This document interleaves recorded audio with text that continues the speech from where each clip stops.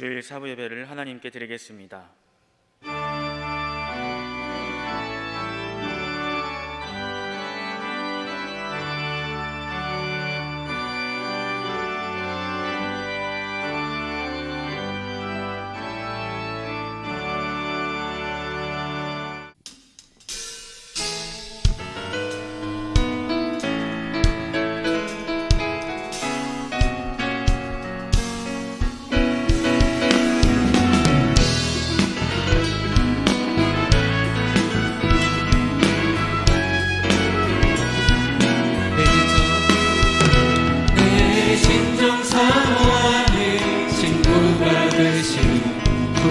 예수님은 아름다워라.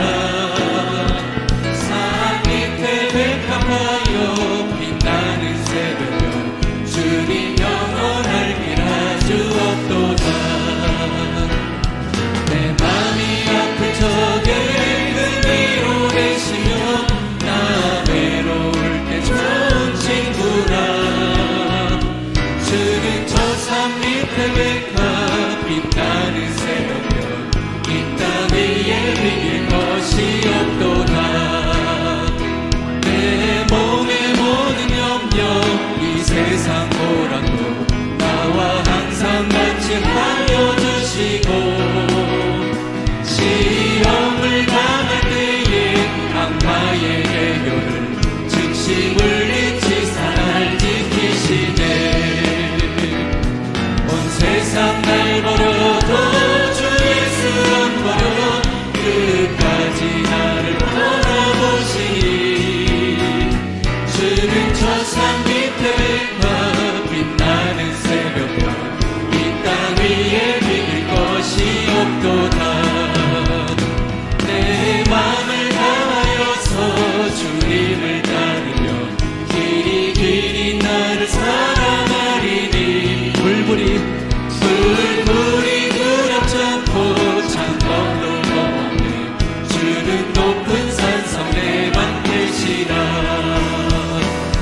내 영광 먹이시는 그 은혜 누리고 나 진히 주를 뵙기 원하네. 주는 저 산 밑에 백합 빛나는 새벽별 이 땅 위에 비길 것이 없다. 우리 처음부터 다시 한번 내 진정 사모하는 친구가 되시는 주 예수님은 아름다워라.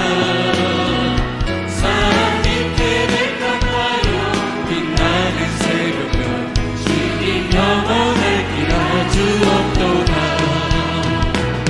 내 맘이 아플 적에 그 위로 계시며 나 외로울 때 좋은 친구라.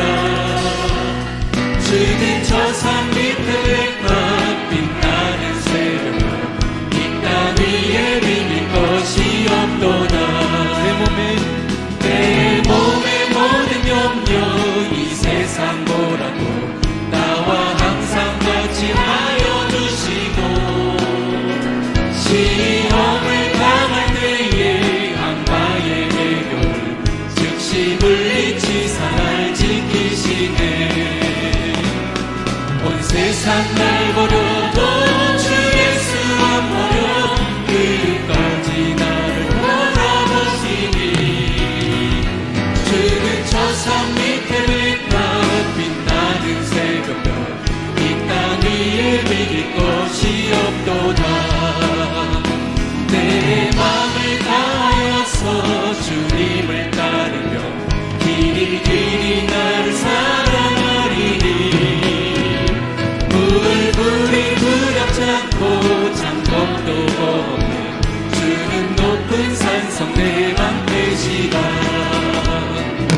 내 영혼 먹이시는 그 은혜 누리고 나 진히 주를 뵙기 원하네. 주는 저 산 밑에 백합 빛나는 새벽별 이 땅 위에. 주는 저 산 밑에 백합 주는 저 산 밑에 백합 빛나는 새벽별 이 땅 위에 비길 것이 없도다.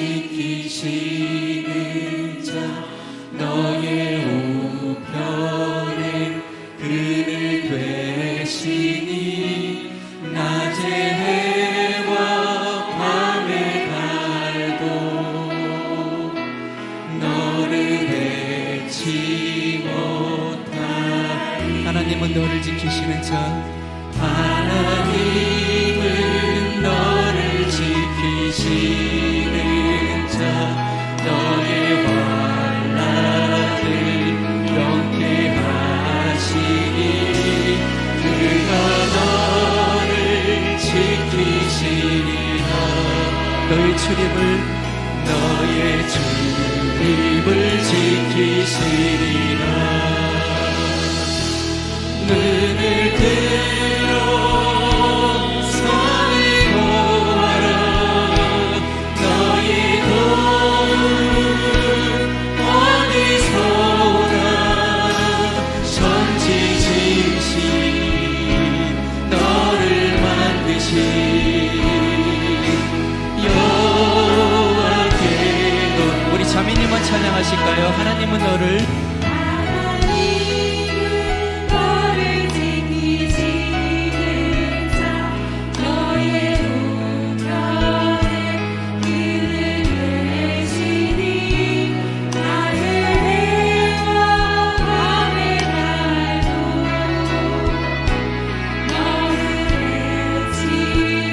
형제님이 찬양하십니다.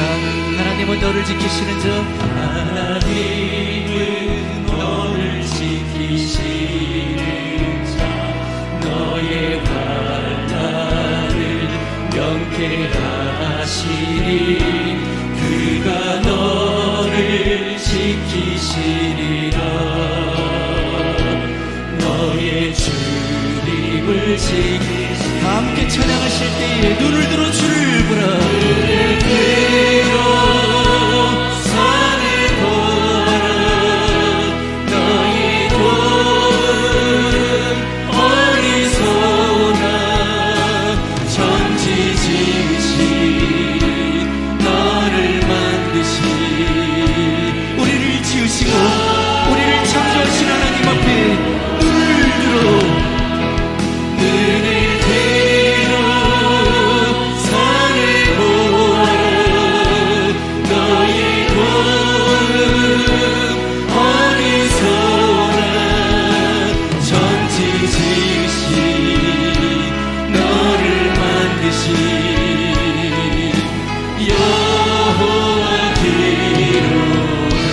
여호와께로다 내가 산을 향하여 눈을 들리라 나의 도움이 어디서 올까 나의 도움은 천지를 지으신 여호와에게서로다 여호와께서 나를 실족하지 아니하게 하시니 여호와는 나를 지키시는 이시라 이스라엘을 지키시는 이는 졸지도 아니하시고 주무시지도 아니하시리로다 여호와는 너를 지키시는 이시라 여호와께서 내 오른쪽에서 내 그늘이 되시나니 낮에 해가 너를 상하게 하지 아니하며 밤의 달도 너를 해치지 못하리로다 여호와께서 너희의 출입을 지켜 영원토록 주님이 함께 하시리라 우리를 도우시고 우리를 힘주시는 그 하나님 앞에 이 시간도 우리의 오른손을 높이 들고 주님 앞에 찬양하며 나갑니다 눈을 들어 산을 보아라 너의 도움 어디서나 천지 지으신 너를 만드신 우리를 인도하시는 주님 우리를 사랑하시는 주님 눈을 들어 주를 보아라 주를 보아라 너의 도움 어디서나 천지 지으신 너를 만드신 우리 다시 한번 살아계신 하나님 앞에 우리의 마음을 드리면서 눈을 들어 산을 보아라 너의 도움 어디서나 천지 지으신 너를 만드신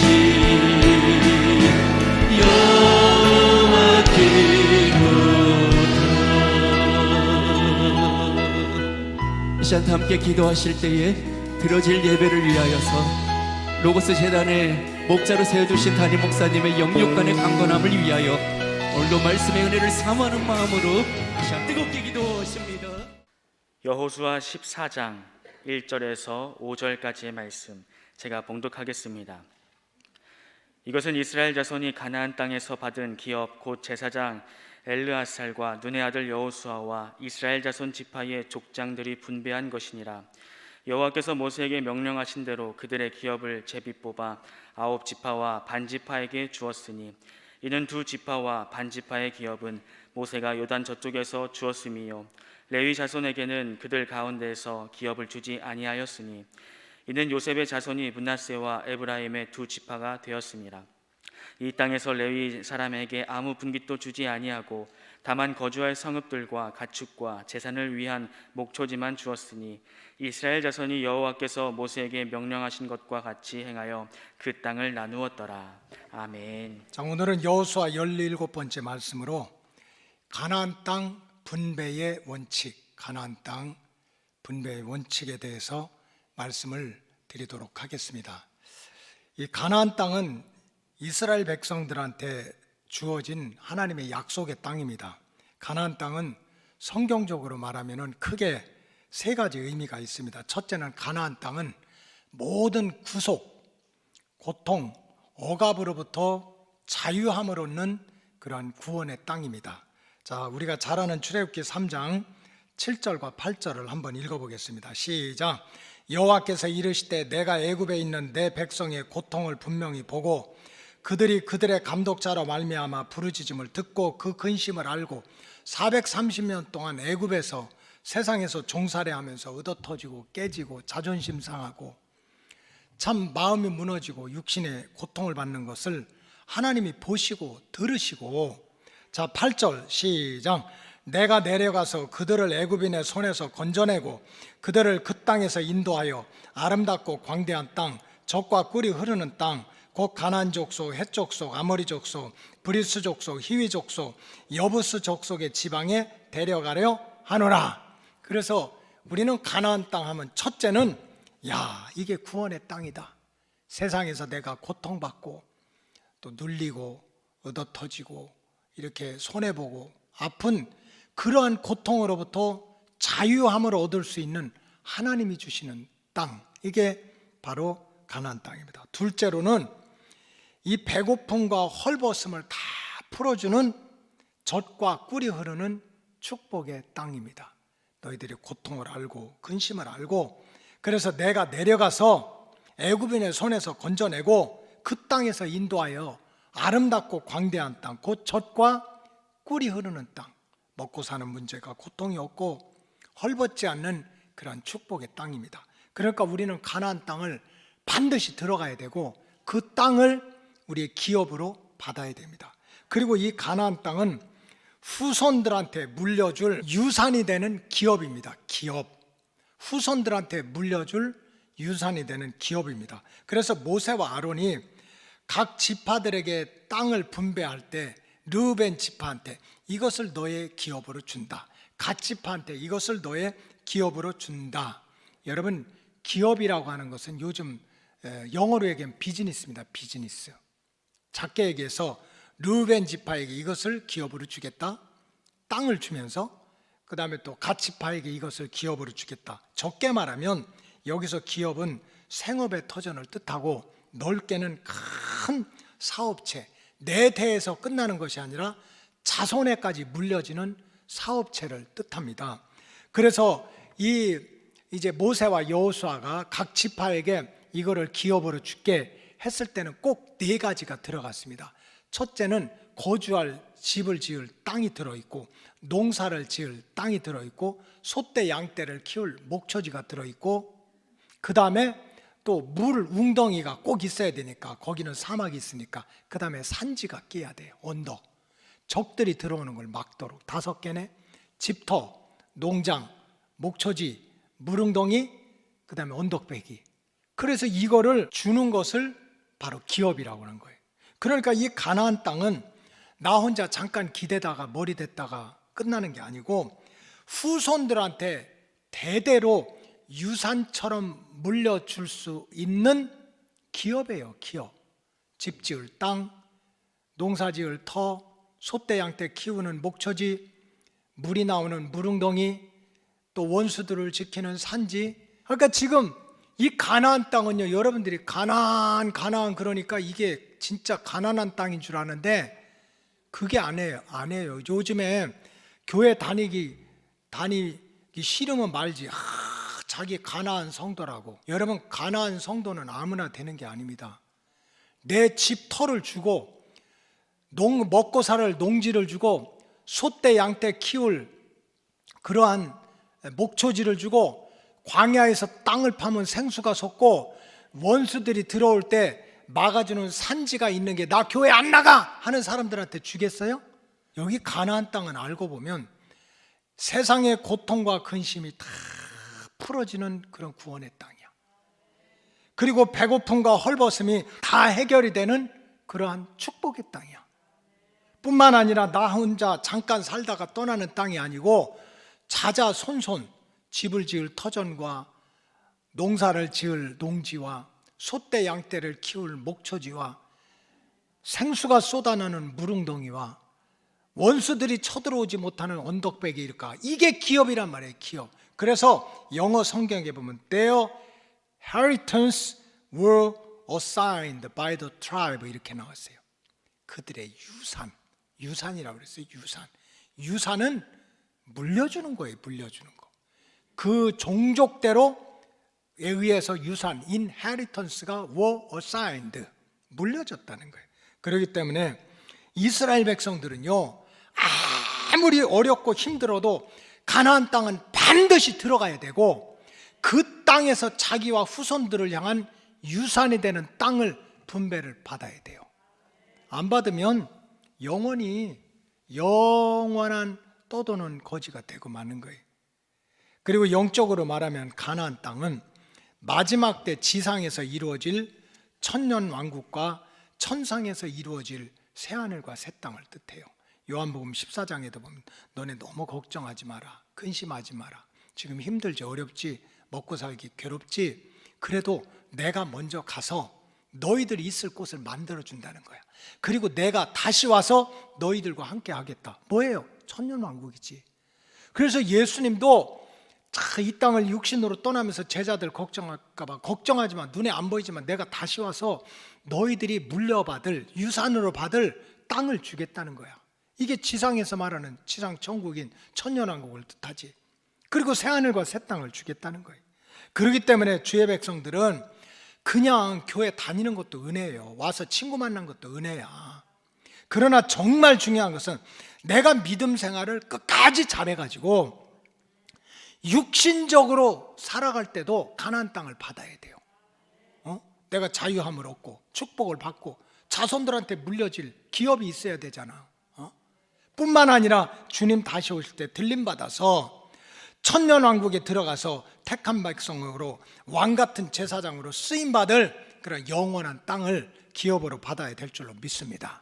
근데 여호수아서를 보니까 14장에서 22장까지 이제 모세가 요단강 동편, 여호수아가 요단강 서편을 이제 12지파에게 이렇게 땅을 나눠주는데, 땅이 한꺼번에 확 정복이 안 되니까 세 차례에 걸쳐서 땅을 이 12지파에게 분배를 했어요. 자, 지도를 한번 보여주세요. 먼저 요단강 오른편,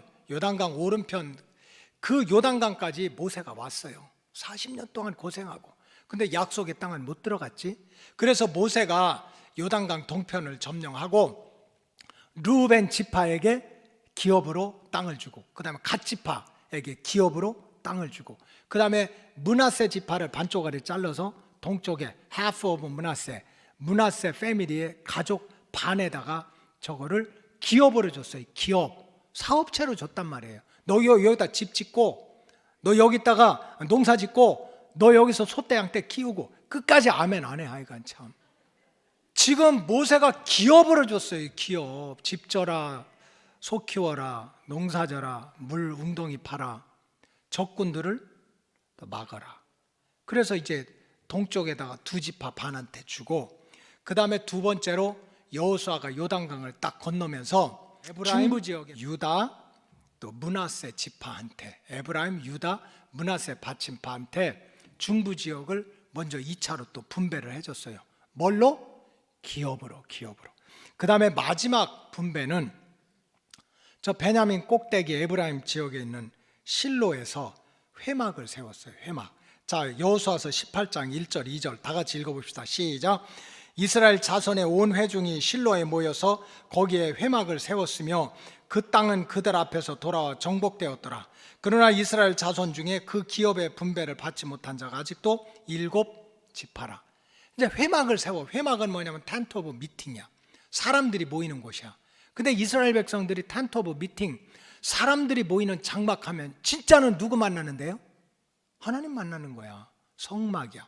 예루살렘 성전을 짓기 전에는 타버너클, 또 텐트 오브 미팅 해가지고 계속 이스라엘 백성들이 천막을 짓고 법궤 갖다 놓고 거기서 이제 함께 예배하고 만났어요. 그래서 이제 실로에다가 이제 텐트 오브 그 미팅 회막을 짓고 나서 나머지 7지파에게 이제 여호수아가 땅을 다 나눠줘 가지고 레위 지파를 빼고 그 요셉 지파는 므낫세와 또 동생 에브라임 둘한테 나눠져서 12지파를 채워 가지고 땅을 나눠줬어요. 그런데 성경에 보니까 모세와 여호수아가 땅을 분배할 때 원칙이 있었습니다. 원칙. 자신들 마음대로 12지파에게 땅을 분배한 게 아니에요. 자기 생각대로, 느낌대로, 친소대로, 기분대로, 나랑 친하니까, 이쁘니까, 미우니까, 그게 아니야. 하나님께서 허락하신 분배하는 원칙대로 땅을 분배를 했어요. 기업으로. 여러분, 신앙생활도 마찬가지예요. 우리가 믿음생활 잘해서 구원을 받고 이 땅에서부터 하나님의 약속의 땅을 기업으로 받아 내 삶의 터전이 되고 먹고 사는 농토가 되고 소떼 양떼 키우는 목초지가 되고 물이 생수가 쏟아져 나오고 이 산과 울타리가 나를 둘러주고 하는 이 기업을 우리가 살아있을 때도 받아야 되잖아요. 그래서 우리가 이 땅에서부터 약속의 땅을 기업으로 받고 이게 또 헤리턴스, 유산이니까 물려주고 하는 그런 은혜를 받으려면 절대로 내 생각대로 신앙생활을 해서는 안 돼요. 인본주의야. 내 지식대로 신앙생활을 해서는 안 돼. 성경을 보니까 모세와 여호수아가 땅을 분배하는데 하나님의 말씀대로 분배하는 거예요. 하나님의 법칙대로 분배를 하는 거예요. 그렇기 때문에 우리가 적어도 하나님한테 기업을 받아야 되겠다. 무슨 내가 세상에서가 아니고 하나님께로부터 기업, 이 5가지 도성의 기업을 받아야 되겠다. 그 기업을 내 후손에게도 물려줘야 되겠다. Inheritance was signed by the tribe 그랬어요. 가족들대로 그 후손들한테 물려줄 기업을 내가 받아야 후손들한테 물려줄 거 아니에요. 그러려면 하나님이 땅을 어떻게 나누어서 기업으로 논아주는 그 법칙을 알아야 된다고. 하나님이 땅을 분배하는 법칙을 알아야 돼요. 성경에 보니까 모세와 여호수아가 땅을 분배하는데 기본적인 원칙이 있었습니다. 첫 번째는 따라하세요. 가족을 단위로 해서 땅을 기업으로 쪼개줬어요. 가족을 단위로 해서. 모세가 요단강 동편을 분배할 때도 가족대로 땅을 분배했어요. 자, 여호수아서 13장 15절 시작. 모세가 르우벤 지파에게 그들의 가족을 따라서 뭐 한 사람 특별히 잘났다고 너는 주고 안 주고 그게 아니야. 성경에 보니까 축복과 저주는 가족대로야.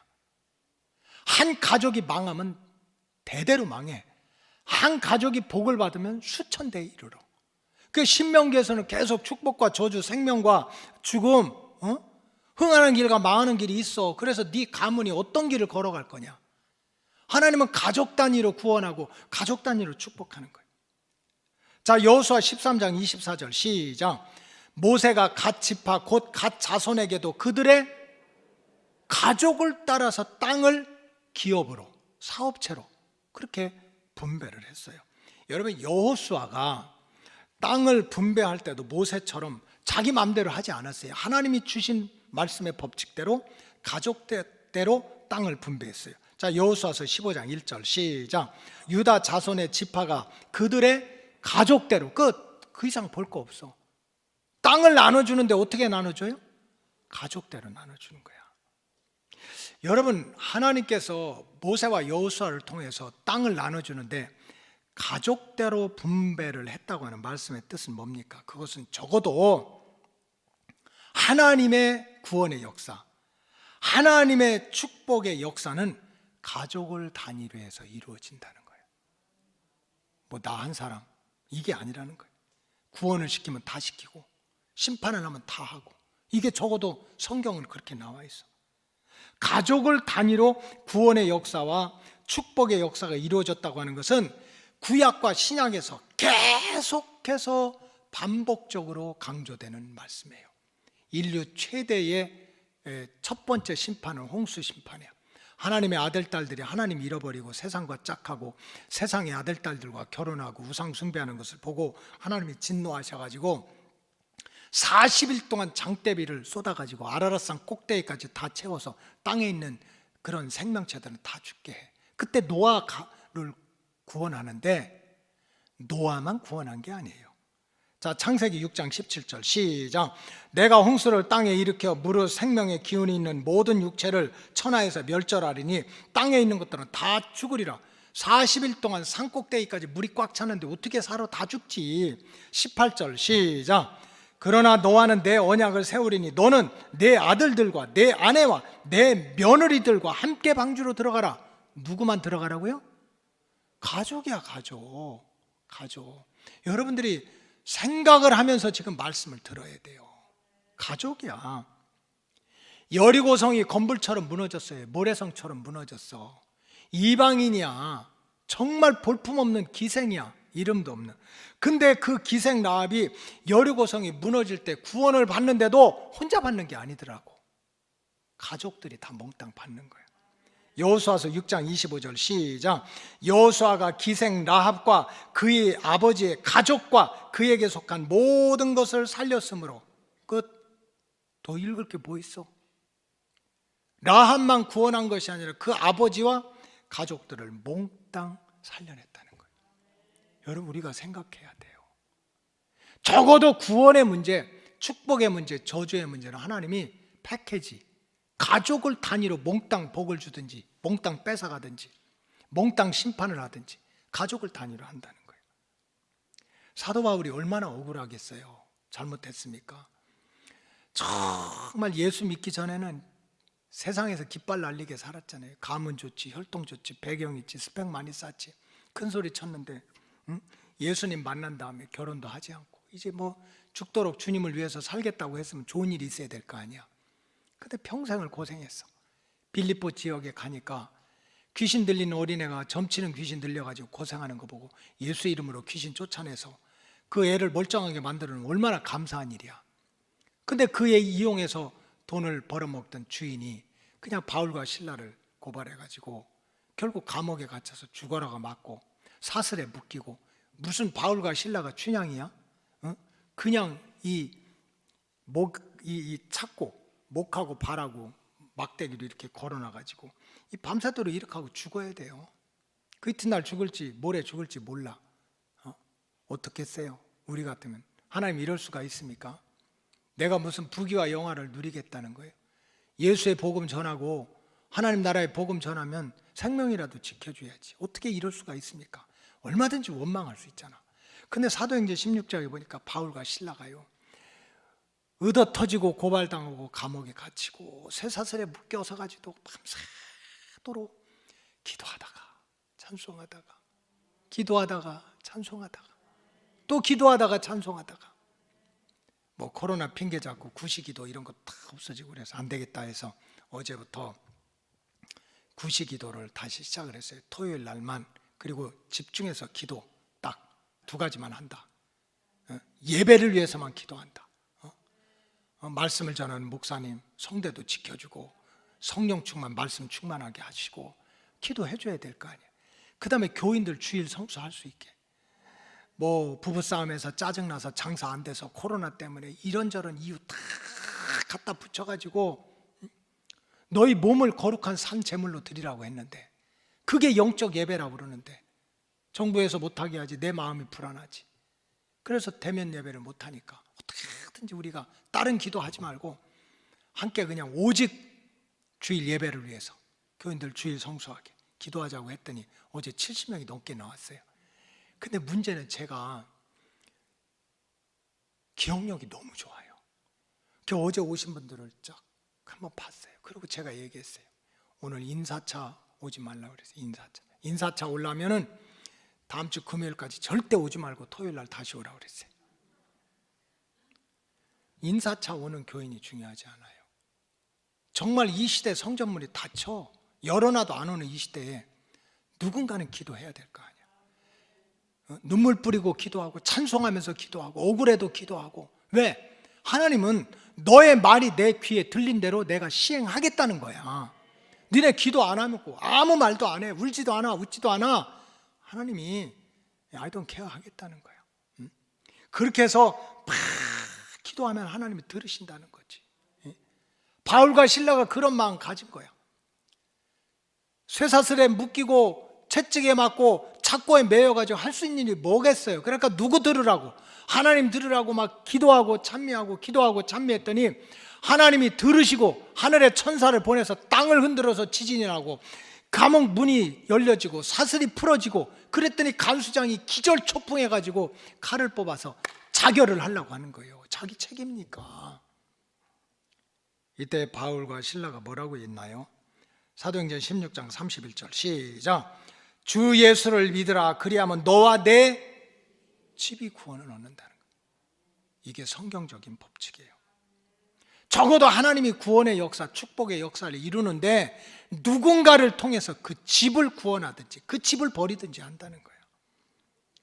따라서 주님 가까이 오시는 이 마지막 때에 우리 로고스 가족들은 무엇보다도 이 가족 구원을 생각해야 돼요. 가족 구원.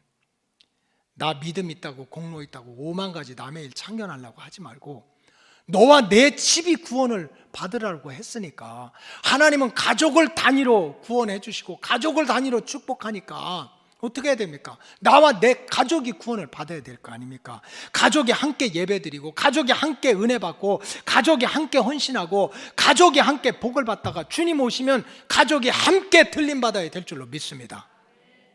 기업은 가족대로 주는 거예요. 구원받고 축복받는 거. 근데 사실은 가족 구원처럼 어려운 게 어디가 있어요? 말 듣습니까? 안 듣잖아. 어떻게 안 들어요? 죽어라고 안 듣잖아. 죽어라고 안 듣잖아.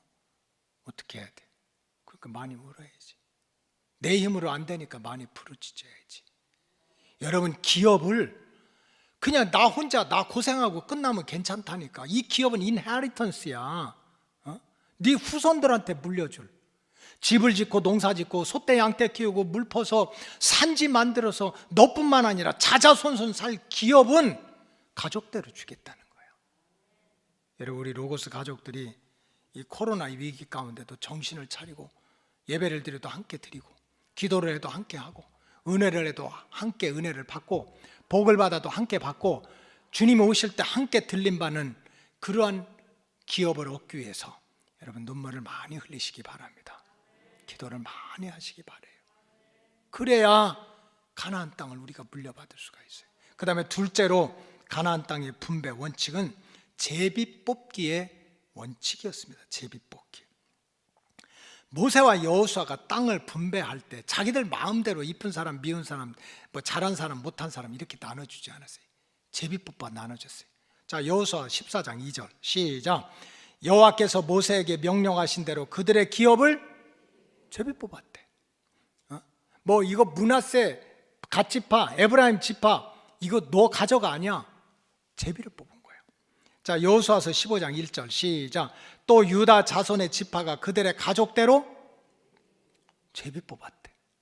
자기들이 원하는 데 가질 수 있나요? 욕심 부린다고 되나? 안 되는 거야. 자, 여호수아서 16장 1절 시작. 요셉 자손이 제비 뽑은 것은 그만해. 이제 다 똑같아. 결국은 중부 요단강 동편도 또 요단강 건너서 중부 남부 북부 그 9지파 반에게 땅을 분배하는데도 제비를 뽑아서 분배를 했다. 이게 무슨 뜻입니까? 이것은 인간의 공로나 의지가 반영되지 않았다는 거예요.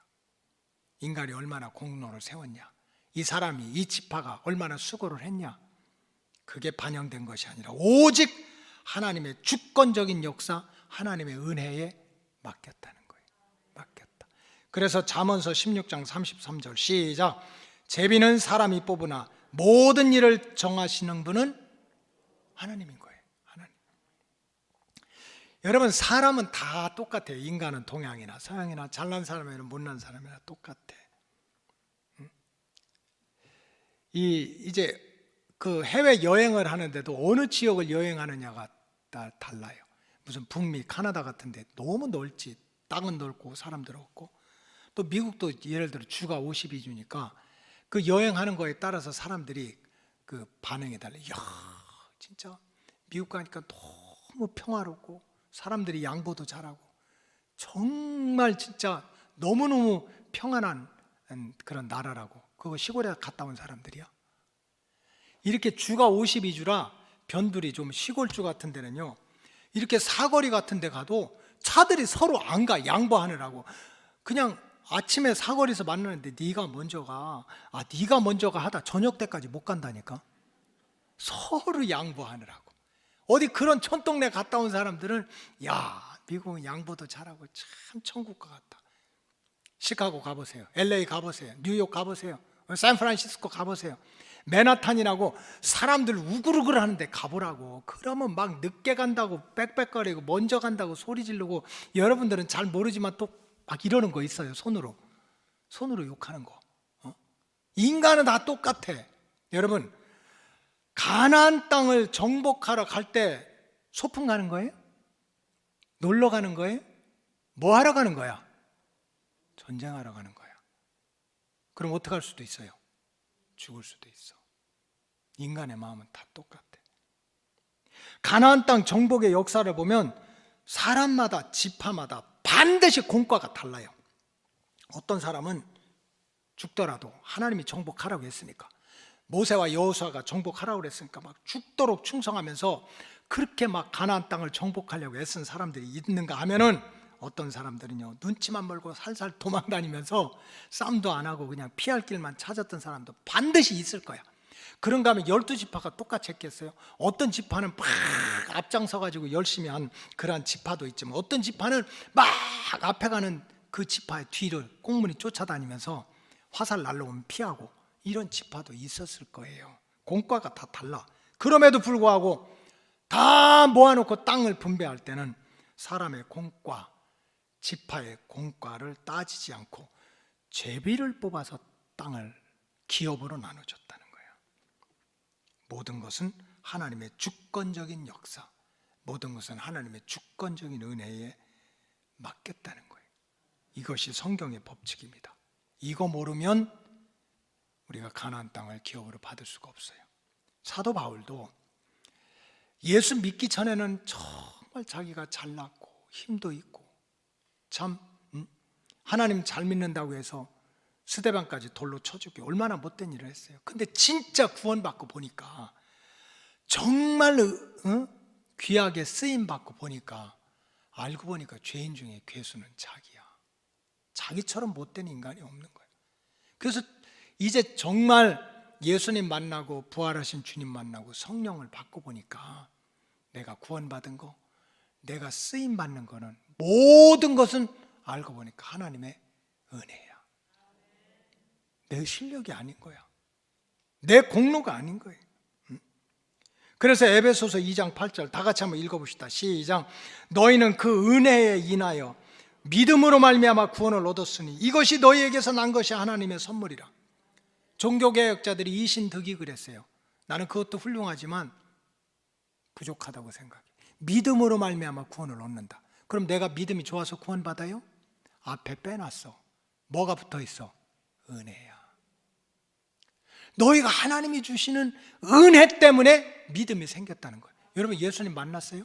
정말 십자가에서 피 철철 흘렸던 분이 죽었다가 부활하신 예수님 만났어요? 꿈속에서라도 이렇게 다 나타나셔가지고, 꿈속에서도 나타나셔가지고 여러분 이름이라도 부르고 손이라도 잡았어요? 그런 경험 많지 않아요. 또 그런 경험 너무 많이 했다는 사람은 좀 이상해. 근데 어떻게 만나지도 않고 보지도 않고 손 한 번 잡아보지 않은 예수님이 믿어지냐고. 하나님의 은혜예요. 성경을 그냥 맨나라 말로 딸딸 공부하고 박사라고 하는 사람들도 예수 안 믿는 인간들 수두룩해요. 신학교 교수고 목사라고 해도 죽은 사람이 어떻게 살아나? 천국과 지옥이 어디가 있어? 이 땅에서 정의 평화하면 되지 않아? 인간들 수두룩해. 안 믿어? 우리가 믿어줘. 왜 그래? 너희가 그 은혜 때문에. 하나님이 그래서 믿음도 사실은 하나님이 주시는 은혜라는 거예요. 내가 구원을 받는 것도 축복을 받는 것도 부족하지만 쓰임을 받는 것도 알고 보니까 이게 하나님이 주신 선물이야. 은혜야. 그래서 9절에 다 같이 시작. 행위에서 난 것이 아니니 이는 누구든지 자랑할 수가 없다는 거예요. 결국은 바울이 구원함을 받고 부족하지만 쓰임 받는 게 알고 보니까 하나님의 은혜였던 거예요. 여러분, 왜 그렇게 믿음의 현장이 시끄럽고 냄새나고 하나님의 은혜와 복을 누리지 못해요? 성경적으로 답을 드리면 내가 너무 큰 자라고 생각하는 거예요. 내가 너무 공로가 많은 자라고 생각하는 거예요. 내가 너무 수고를 많이 했다고 주장을 하는 거예요. 그러니까 하나님의 구원의 역사, 행복한 신앙생활을 기업으로 받질 못해요. 왜냐하면 하나님은 내 공로나 내 수고가 아니라 하나님의 뜻대로, 하나님의 주권대로 나누어 주신 거야. 은혜야. 여러분, 모세와 여호수아가 각 지파의 기업을 나눠주는데 절대로 공과에 따라서 나눠준 게 아니에요. 하나님이 주시는 주권적인 역사, 은혜대로 주었던 거예요. 그렇기 때문에 우리가 신앙생활 할 때는요, 절대로 내 의나 내 공로를 내세워서는 받을 게 없어요. 뭐 내가 의로운데, 뭐 내가 공로가 있는데, 내가 당당한데, 부족한 게 있어야 하나님이 주지, 모자란 게 있어야 하나님이 불쌍히 여기지. 하나님 나 불쌍히 여길 거 없어요. 나 단단해요. 나 공로도 많고 뭐 받을만 해요. 하나님이 신경 쓸 게 없는 거예요. 그럼 우리에게 기업이 없어요. 기업이. 적어도 하나님이 우리가 육신으로 살아가는 이 땅에서뿐만 아니라 나뿐만 아니라 자손들에게까지 inheritance were signed by the tribes, 내 후손들에게까지 집을 짓고 농사를 짓고 소떼 양떼 키우고 무릉덩이를 파고 산울타리를 해가지고 그 영혼과 육신이 육혀지는 물려주는 유산을 물려주고 싶으면 내 공로 내세워서는 안 돼요. 왜냐하면 공로대로 나눠주지 않으니까. 내 의지를 내세워서는 안 돼요. 내 의지대로 나눠주지 않으니까. 여러분, 하나님의 은혜를 구하시기 바랍니다. 은혜 받는 일에 집중하세요. 하나님 나를 불쌍히 여겨달라고, 나를 긍휼히 여겨달라고, 내가 죄인 중에 괴수라고. 이렇게 내가 부족하다고 해야 하나님이 나한테 은혜를 주실 거 아니에요. 이런 영적인 진리를 깨달으시기 바라요. 마지막으로 가나안 땅 분배의 원칙은 특별 분배, 이게 별미의 원칙이라고 해요. 특별 분배의 원칙입니다. 다른 말로 하면 야곱이 아버지 이삭에게 별미를 갖다 주었다가 받는 은혜를 뜻해요. 여러분, 세상에서도요, 예외 없는 규칙은 없어요. 하나님의 은혜 역사도 마찬가지예요. 특별하신 은혜의 역사가 늘 하나님이 모든 사람에게 공과 과를 따지지 않고 모든 사람한테 하나님이 주권적으로 베풀어 주시는 은혜도 있지만, 특별한 사람에게, 특별한 믿음에게, 특별한 그러한 가문에게 주시는 특별하신 은혜가 따로 있다는 거예요. 창세기 27장에 보면 이제 이삭이 나이 많아가지고 죽게 됐어요. 그러니까 이스라엘 전통은 당연히 모든 축복을 장자가 거의 다 물려받아. 우리나라도 마찬가지 아닙니까? 우리나라도 그냥 옛날에 그냥 장자들한테 다 몽땅 최소한 반 이상 주고, 옛날에는 많이도 났잖아. 7남매, 8남매, 막 12남매. 그래도 절반은 뚝 떼서 장남 주고 나머지 가지고서 뭐 7남매, 8남매 논아가잖아. 지금은 똑같지? 근데 창세기 27장에 보면 이삭이 나이 많아서 죽게 되니까 큰아들 에서를 불러서 이렇게 얘기합니다. 자, 창세기 27장 4절 시작. 내가 즐기는 별미를 만들어 내게로 가져와서 먹게 하여 내가 죽기 전에 내 마음껏 내게 축복하게 하라. 이때 아멘 하셔. 하나님이 기분 한번 쓰시면 어떠시겠어? 내 마음껏 쫀쫀하게가 아니야. 이게 얼마나 큰 축복이냐. 그러니까 좀 별미를 만들어서 나한테 가져오라는 거야. 근데 에서는 관심이 없어요. 아주 그냥 하나님 아버지한테 받는 그 특별한 축복, 아버지가 마음껏 축복해 준다는 거, 그까짓 거 팥죽 한 그릇에 날려버리면 그만이야. 하나님의 특별한 은혜, 아버지의 특별한 은혜에 관심이 없었어요. 근데 야곱과 그의 어머니는 특별한, 아버지의 특별한 은혜에 욕심이 생긴 거야. 약하지만 그냥 털이 없으니까 털까지 갖다 붙이고 제가 해서요 막 이렇게, 물론 얼마나 그게 허물이 되겠어요. 그럼에도 불구하고 내가 아버지의 특별한 은혜를 받아야 되겠다, 아버지의 특별한 축복을 받아야 되겠다 하는 영적인 욕심이 있었어요. 그래서 별미를 만들어 가지고 아버지 이삭에게 주었더니 아버지가 그 별미를 먹고 특별한 축복을 내려줬다는 거예요. 여러분, 특별 분배의 원칙은 글자 그대로 특별하게 헌신하고 특별하게 충성했던 주의 백성들을 기억하고 하나님께서 그들에게 특별하신 은혜와 복을 주신다는 약속의 말씀입니다. 물론 하나님이 공과 사를, 공과를 따지지 않고 모든 지파에게 나눠주시는 은혜가 있지만 특별하게 베푸신 은혜가 따로 있다는 거예요. 여호수아서 14장에 보면 갈렙이 여호수아 앞에 나타나 가지고 이 산지를 내게 달라고 특별하게 요구를 하는 내용이 나옵니다. 자, 여호수아서 14장 9절 시작.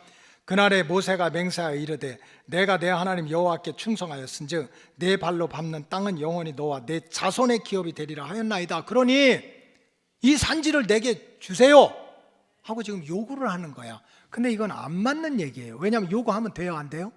안 되는 거지. 그러니까 겉으로 보면 갈렙이 지금 자기 공로를 내세워 가지고 땅을 달라고 요구를 하는 거야.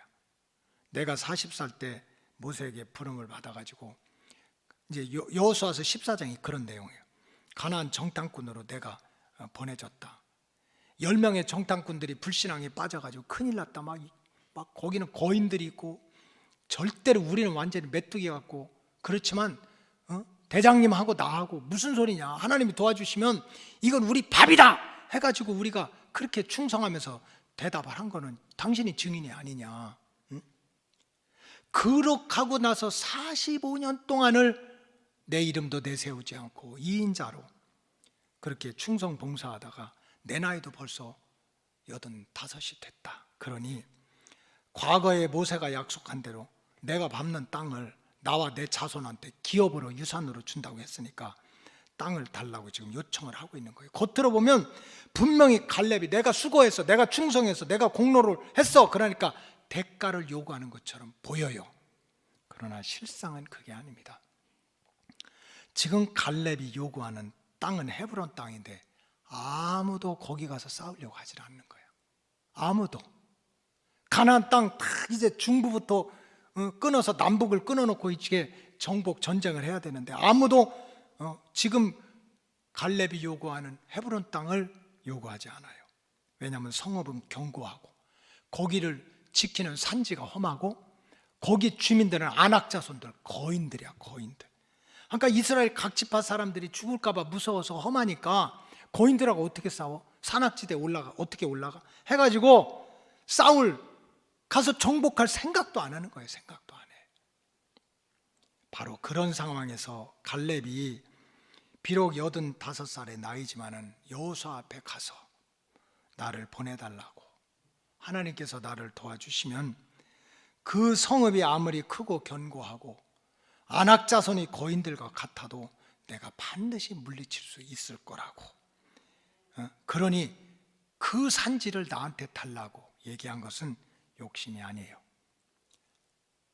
하나님의 말씀에 대한 순종이었고, 무서워서 벌벌 떨고 있는 그러한 자손들을 위해서 나이값을 하는 거야. 지금 다 나이가 제일 많잖아, 모세하고 여호수아가. 나래도 먼저 가서 내가 죽더라도 화살을 맞든지 창을 맞든지 산에 올라가다가 숨이 차서 넘어지더라도 하나님 말씀 순종해가지고 이 땅을 그 자기 백성들한테 이렇게 줘야 되겠다는 그 충성하는 마음으로 그 말을 한 거예요. 하나님은 근데 갈렙의 어디를 아세요? 중심을 하신 거지. 가운데쯤 마음씨. 하나님은요 중심을 하시는 거예요. 사람들이 볼 때는 이 모세가, 여호수아가 나이 많다고, 뭐 45년 충성했다고, 모세한테 약속받았다고 이 산지를 달라는 것 같지만, 실제로는 무서워서 힘들어서 두려워서 아무도 못 가는 땅이지만, 내가 비록 늙었지만 죽을 수도 있지만 나래도 가서 순종하고 나래도 가서 땅을 차지해서 후손들한테 줘야 되겠다는 거예요. 하나님은 그 갈렙의 중심을 보시고 갈렙과 그의 지파들에게 특별한 은총을 베풀어서 특별하게 분배를 받는 역사가 나와요. 그리고 이제 여호수아를 계속 읽어보면 사실 갈렙은 그 산지를 점령한 다음에 그 산지, 목초지, 무릉덩이, 집터, 농사터 자기가 갖지 않았어요. 그거를 정복하자마자 제사장의 지파인 레위 지파에게 그 성읍을 봉헌을 했습니다. 여러분 여호수아 읽어보면은 12지파, 그러니까 요셉의 두 아들을 포함해가지고 땅을 분배해라. 레위 지파한테는 분배하지 마라. 사람들이 그러니까 레위 지파는 땅이 없는 줄 알아, 분배를 안 받은 줄 알아. 그럼 하늘에서 살아? 물속에서 살아? 그게 아니에요. 레위 지파는 르우벤 지파, 갓 지파, 뭐 시몬 지파처럼 몰쳐서 살도록 분배하지 않은 거야. 왜냐하면 이스라엘 12지파니까. 거기 보면은 어떻게 하냐면은 각 12지파에서 한 4지파 정도씩 해가지고 48개의 도성을 각 지파에서 만들었어요. 거기에 목초지가 있고 집질 땅이 있고 농사지가 있고 무릉덩이가 나오고 산지가 있는 거. 그래서 레위 지파는 한 곳에 모아두지 않고 다 12지파를 흩었어. 왜? 각 지파에 가서 무슨 역할을 하라고? 제사장의 역할을 하라고. 그렇게 해서 다 노는 거예요. 그래서 레위 지파는 한쪽이 없어. 48개의 그 각 12지파에 4개씩, 그 가운데 6개는 도피성이고 이렇게 차지하고, 이제 거기서 각 지파를 위해서 제사장의 사역을 감당하는 거예요. 그런데 참 이 기가 막힌 게 여호수아서 20장 넘어가 보니까 갈렙이 그 많은 나이에 헤브론 골짜기 올라가서 그 땅을 차지한 다음에 자기 지파 가운데서 이제 처음으로 땅을 차지하는 거잖아요. 그 땅을 레위 지파한테 드리는 도성으로 이렇게 내놓습니다. 그런 내용이 여호수아서 21장 10절과 11절 다 같이 한번 읽어보겠어요. 시작. 레위 자손 중 그 가족들에게 속한 아론 자손이 첫째로 제비 뽑혔으므로 아낙의 아버지 아르바의 성읍 유다 산지 기럇 아르바 곧 헤브론과 그 주위의 목초지를 그들에게 주었다. 레위 지파 중에서 제비 뽑아가지고 갈렙이 헤브론에서 정복한 산지 목초지한테 천년매를 이렇게 드린 거예요. 이렇게 별미와 같이 특별한 믿음, 특별한 신앙, 특별한 헌신을 했던 갈렙에게 하나님은 특별한 방법으로 복을 주셨어요. 이스라엘 땅에서 가장 중요한 땅이 예루살렘이야. 성전이 있는, 그 성전이 있는 터를 차지하고, 그 다음에 이스라엘의 왕권이 유다 지파야. 바로 갈렙의 지파인 유다 지파에서 왕권이 계속해서 나오도록 하나님이 특별한 방법으로 복을 주셨습니다. 참 성도는 100번 1000번을 말씀을 드려도 모든 것이 하나님의 은혜임을 알고 신앙생활을 해야 돼요. 이게 하나님이 주신 선물이다. 그래서 겸손하게 감사하면서 신앙생활을 해야 돼요. 그럼에도 불구하고 별미 신앙에 따른 특별하신 은혜와 축복이 있다는 진리도 깨닫고 영적인 욕심을 부려야 돼요. 그래서 예수님은 천국은 누구의 것이라고 그랬어요? 침노하는 자의 것이라고 말씀을 했어요. 따라서 우리 로고스 가족들은 정말 하나님 우리의 공과와 상관없이, 내가 잘하고 잘못하고 우리 지파가 잘하고 잘못하고에 상관없이 절대적으로 하나님의 주권으로 은혜로 베풀어 주시는 구원의 복도 축복도 받아야 되지만, 특별하게 베풀어 주시는 은혜와 축복도 구하는 자가 돼야 돼요. 왜냐하면 우리가 나중에 하나님 앞에 가면 영광이 다 달라요. 해의 영광이 다르고 달의 영광이 달라. 별과 별의 영광이 다르기 때문에. 그래서 우리 로고스 가족들은 세상은 흔들려요, 힘들어요, 어려워요. 때로는 전쟁이, 때로는 바이러스가, 앞으로 어떤 일이 우리에게 닥칠지 몰라요. 그럼에도 불구하고 우리가 가나안 땅은 기업으로 받아야 돼요. 반드시. 왜? 이건 인헤리턴스야. 내 영혼이 살고 육신이 살고 이 땅에서뿐만 아니라 주님 다시 오실 때 내 영혼이 영생을 얻을 수 있는 그 기업의 땅이에요. 그러기 위해서는 우리가 어떻게 해야 됩니까? 보통의 은혜도 사모하지만 야곱처럼 특별한 믿음, 갈렙처럼 특별한 헌신, 특별한 충성을 다하다가 주님 다시 오실 때 구별돼서 아주 특별한 은혜와 축복을 받으시는 로고스 가족들이 되시기를 주님의 이름으로 축복합니다. 기도하시겠습니다. 하나님 감사합니다. 가나안 땅 분배의 원칙을 말씀대로 배웠습니다. 깨닫게 하시고 가족대로 분배하시고 제비 뽑아 분배하시고 별미와 같은 신앙에 특별하신 은혜로 갚아주시는 하나님의 역사를 깨닫고 우리 로고스 오이코스 가족들 말씀대로 믿음 생활 충성을 하다가 이 땅에서도 가나안 땅을 기업으로 받고 주님 다시 오실 때 천년왕국에서 영생을 누리는 기업의 터전을 꼭 받게 하여 주시옵소서. 축복하오며 예수님의 이름으로 기도하옵나이다. 아멘.